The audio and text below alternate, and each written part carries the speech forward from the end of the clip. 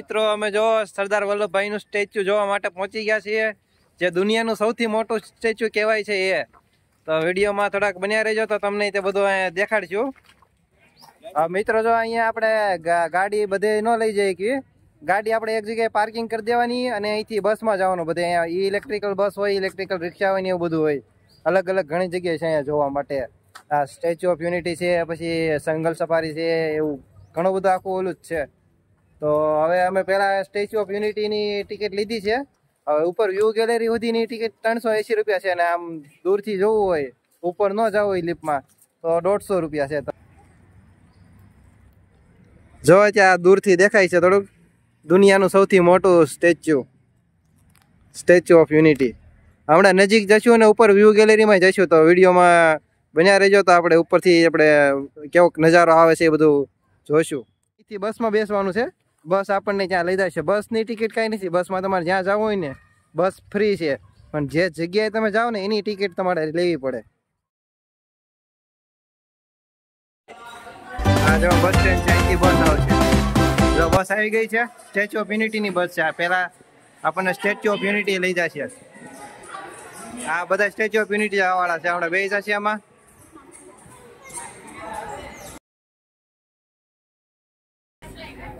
આ જો બસમાં બેસી ગયા છે, બસ આપણને લઈ જાય છે.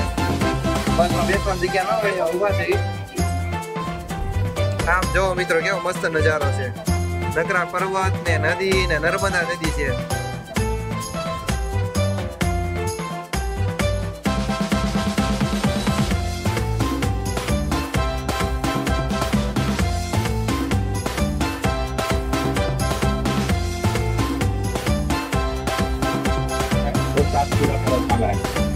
जब सेवन करेंगे तो सातपुरा पर्वतमाला कहा जाता है.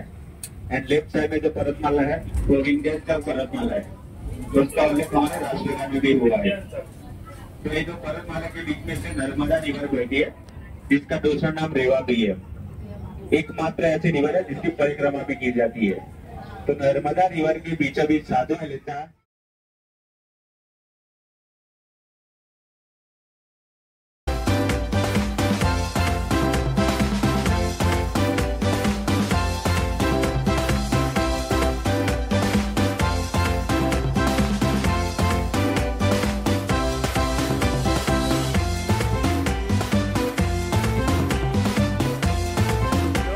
મારી પાછળ દેખાતો છે, ધીરે ધીરે ત્યાં જાય છે. બસ વાળાએ તો ડ્રોપ કરી દીધા છે. હા મિત્રો, જો મારી પાછળ જે પર્વતમાળા દેખાય છે એનું નામ સતપુડા પર્વતમાળા છે. સતપુડા ઉપરથી ઇન્ડિયન નેવીમાં એક શિપ છે, આઈને સતપુડા. ઈ નામ આ પર્વતમાળા ઉપરથી જ પડેલું છે. તો જો દેખાય, અને આમ પાછળ જો સ્ટેચ્યુ ઓફ યુનિટી જે દેખાઈ રહ્યું છે. આપણે વ્યૂ ગેલેરી લિફ્ટમાં ઉપર સુધી જવાનું છે. આપણે ઉપર સુધીની ટિકિટ છે, અને અમે 6 જણા છીએ. ફોટા પાડવાની તૈયારી હાલે છે થોડીક થોડીક.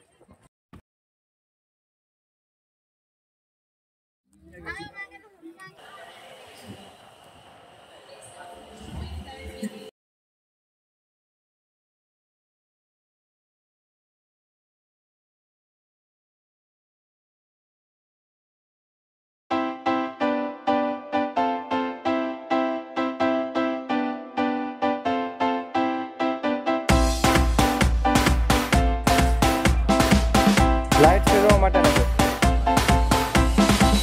આ બાકડા મિત્રો જો અહીંયા રાત્રે નાઇટ શો થાય પૂતળા પર, તો એના માટે જોવાના માટે બેન્ચ છે બધી. કેટલી બધી છે, લગભગ 200-250 બેન્ચો હશે, એનાથી વધારે હશે. મિત્રો આ નર્મદા નદીનું બીજું નામ છે રેવા.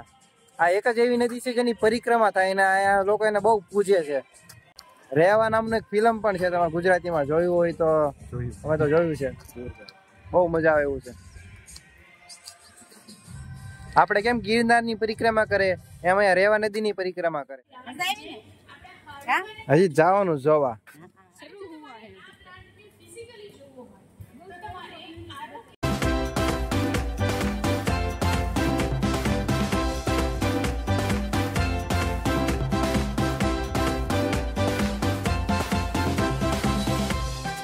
મિત્રો જેમ જેમ નજીક આવે ને એમ જો કેટલું ઊંચું દેખાય, મજા આવતી જાય છે. સાટા ધીરે ધીરે ખરવા મળ્યા છે.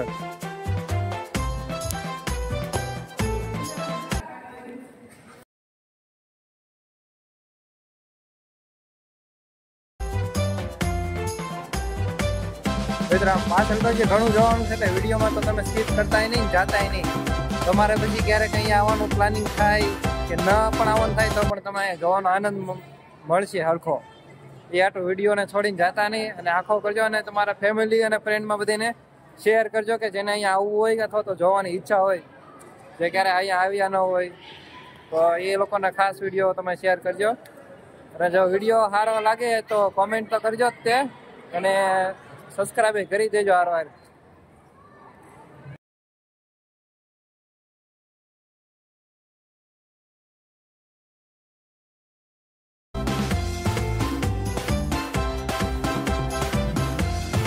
જો આ મિત્રો થિયેટર છે, થિયેટરમાં પહેલા જોવા જઈએ કેમ છે. વર્ષ 1946 સરદાર પટેલે બહુવિધ રાજ્ય અને બહુવિધ ઉદ્દેશ્ય સાથે એક હાઇડ્રો પ્રોજેક્ટની કલ્પના કરી, જેના દ્વારા પાણીની અછતવાળી નદી આસપાસની 75% જમીનને સિંચાઈ પૂરી પાડી અને ગુજરાત, મધ્યપ્રદેશ અને મહારાષ્ટ્રના અપર્યાપ્ત વીજળીવાળા વિસ્તારોમાં પ્રકાશ ફેલાવવા નર્મદાનો લાભ લે છે. લાંબા સમય સુધી તેમણે સેવેલું સ્વપ્ન સરદાર સરોવર ડેમ વિશ્વનો બીજો સૌથી મોટો કોન્ક્રીટ ગ્રેવિટી ડેમ છે અને ભારતનો ત્રીજો સૌથી ઊંચો છે, જેની ઊંચાઈ પાયાના સૌથી ઊંડા સ્તરથી 163 મીટર છે, જેનો પાયો એપ્રિલ 1961માં ભારતના પહેલા વડાપ્રધાન પંડિત જવાહરલાલ નહેરુ દ્વારા નાખવામાં આવ્યો અને સપ્ટેમ્બર 2017 વડાપ્રધાન નરેન્દ્ર મોદી દ્વારા આ ડેમ દેશને સમર્પિત કરવામાં આવ્યો. સરદાર સરોવર ડેમના નિર્માણ અને તેના દ્વારા લોકોને થતા ફાયદાઓ પ્રત્યે શ્રી નરેન્દ્ર મોદીની પ્રતિબદ્ધતા તેઓ જ્યારે ગુજરાતના મુખ્યમંત્રી હતા ત્યારથી છે. સરદાર સરોવરના ડેમની ઊંચાઈની બાબતે તેમણે 16 એપ્રિલ 2006ના રોજ ત્યારથી કેન્દ્ર સરકાર સામે સતત 51 કલાક સુધી ઉપવાસ કર્યો. ગુજરાતના મુખ્યમંત્રી રૂપે શ્રી મોદી ડેમની ઊંચાઈ વધારવાના પક્ષમાં હતા, જેથી ગુજરાત અને તેના પાડોશી રાજ્યોના પાણીની અછતવાળા વિસ્તારોના વધારેમાં વધારે લોકોને તેનો લાભ મળે. પાયો નાખ્યા પછી આશરે 60 વર્ષ બાદ આ યોજના અંતે પૂરી કરવામાં આવી, જેના માટે શ્રીમાન મોદીની પ્રેરક શક્તિને ધન્યવાદ. આજે તે એક ઇજનેરી અજાયબી બની ગઈ છે અને ભૂસ્તરીય ખામીયુક્ત રેખાઓ, નદીના વિભાજન અને પાણીની તંગી ઉપર વિજય પ્રાપ્ત કરી ગર્વ સાથે ઉભો છે.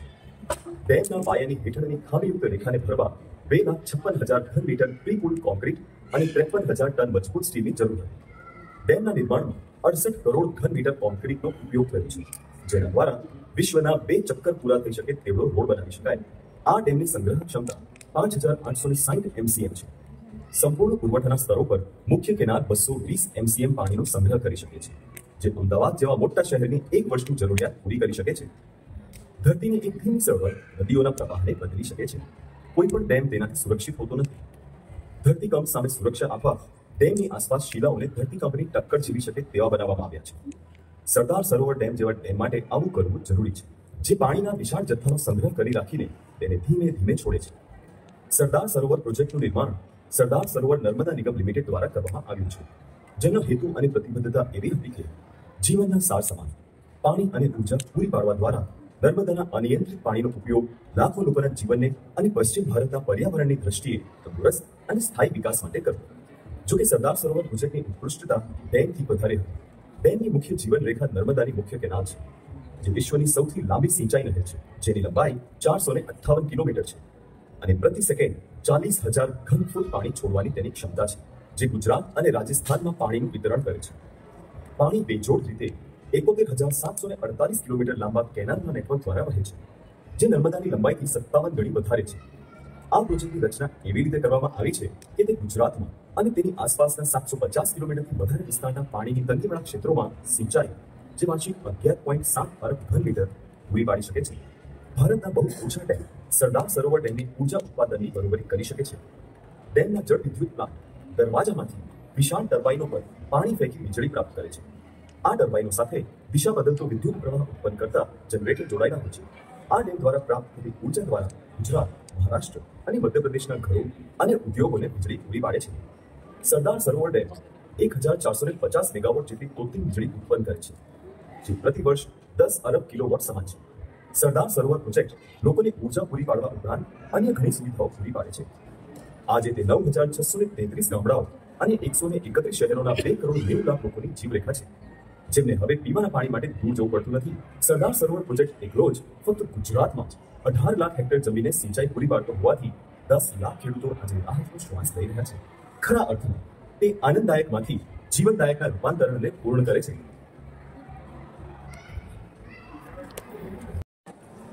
તો થિયેટરનો જે માહિતી આપી ને થિયેટરમાં બહુ જ જાણવા જેવી હતી અને ઇમ્પોર્ટન્ટ હતી.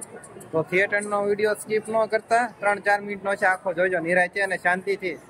એમાં ઘણા આંકડાકીય માહિતી અને જૂની હિસ્ટ્રી અને વગેરે વગેરે બધું આપ્યું છે. આદિવાસી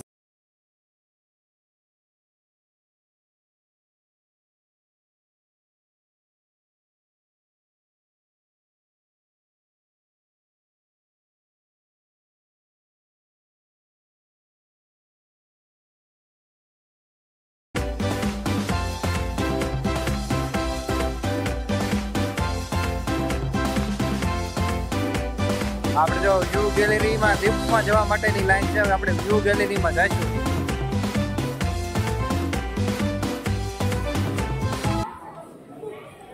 હવે આ જો વ્યૂ ગેલેરી આપણે તમને આ જે સ્ટેચ્યુ છે કે ને એની છાતીમાં છે. તો આપણે એટલી ઊંચાઈએ છીએ અત્યારે.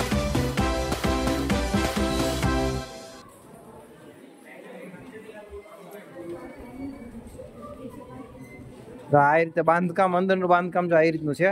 આપણે જોવું હોય તો પેલા બાંધકામ જોઈએ.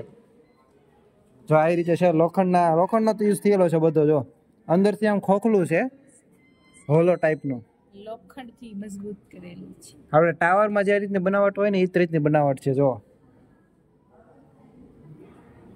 અંદરથી તો આવું ખોખલું છે. કેટલું લોખંડ યુઝ થયું છે આમાં. જો કઈ રીતનું કોઈ ઉપરથી લઈને નીચે સુધી આ રીતે જ છે બધું.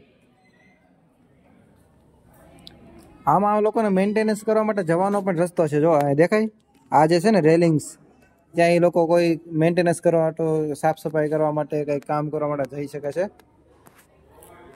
આપણે હાલો જો વ્યૂ ગેલેરીમાં ઉપરથી કેવો સીન આવે છે એ જોયું પેલા. હા, મેં તમને કીધું તો અરવલ્લીની પર્વતમાળા છે. અને સેમ આ છે સરદાર સરોવર ડેમ. આ સરદાર સરોવર ડેમ ગુજરાત, મહારાષ્ટ્ર અને રાજસ્થાનમાં ઘણા વિસ્તારોમાં વીજળી અને પાણી પૂરું પાડે છે. અને આ સાઈડ છે એ સાતપુડા પર્વતમાળા છે એક સાઈડ.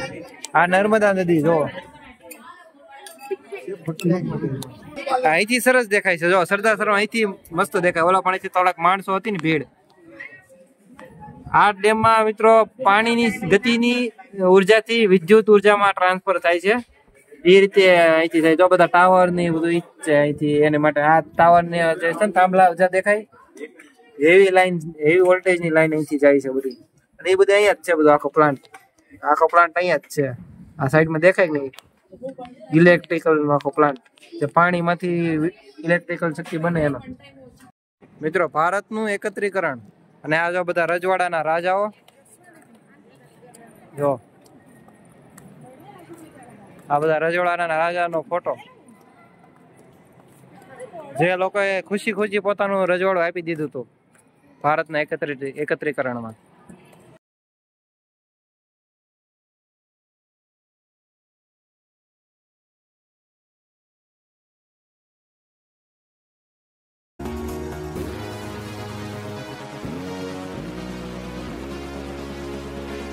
આ મિત્રો જો પગ છે, ચપ્પલ છે, નીચે ચપ્પલ છે અને ઉપર અંગૂઠો છે. આપણે લગભગ ક્યાંય પોગી નહીં એવું લાગે છે. બાકી આ જો ઉપર આખું પૂતળું 182 મીટર દુનિયાની સૌથી ઊંચું સ્ટેચ્યુ જે આપણે ગુજરાતમાં સરદાર સરોવર ડેમ ઉપર આવેલું છે. અને જોવાની ખૂબ જ મજા આવી.